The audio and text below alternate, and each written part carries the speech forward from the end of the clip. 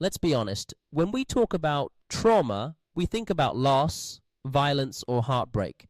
But there's another type of trauma that's often overlooked, and it's one many of us silently carry: financial trauma. Beat. Maybe you grew up in a home where money was tight. Maybe you watched your parents fight about bills. Maybe you lost everything in a job layoff. Or maybe you just feel panic every time you check your bank account.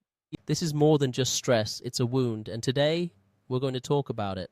Financial trauma is the emotional and psychological distress caused by painful financial experiences, especially when those experiences are repeated or intense. Think, growing up in poverty, being in an abusive relationship where money was controlled, facing eviction, or having your credit destroyed. It doesn't always leave visible scars, but it can change how we think, how we feel, and how we behave for years.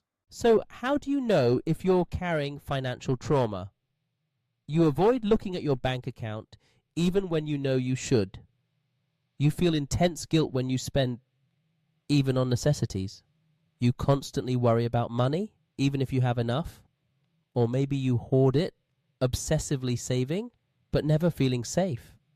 Financial trauma hides behind shame, but recognizing the signs is the first step. Most of our money beliefs aren't ours. They were taught. As kids, we absorb everything, that if money doesn't grow on trees, we can't afford that. Rich people are greedy.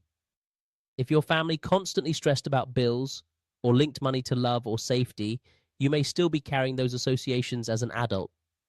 And in some communities, money silence was the norm, so we never learned financial literacy, just fear.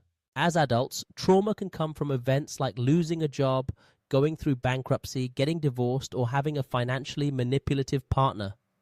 Financial infidelity is real. Hiding debt, secret accounts, or controlling spending.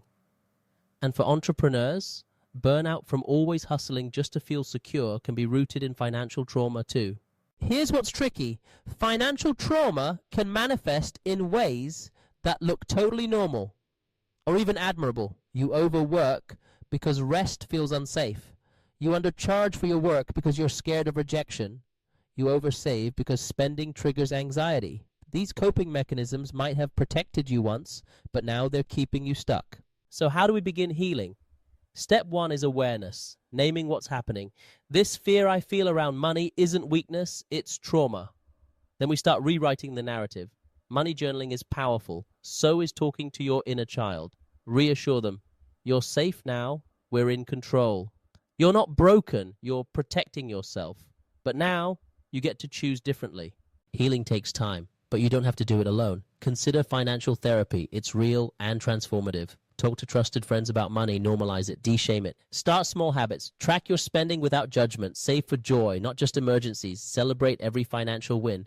Write a new money story, one where you're the hero, not the victim. Financial trauma is real, but healing is possible. You are not your bank balance. You are not your past. If this video spoke to you, you are not alone, and you deserve peace when it comes to money. Call to action on screen and voice. Like the video if it resonated. Share your story in the comments if you feel safe. Subscribe for more real money conversations. Download the free Money Healing Journal prompts in the description. Your healing starts here.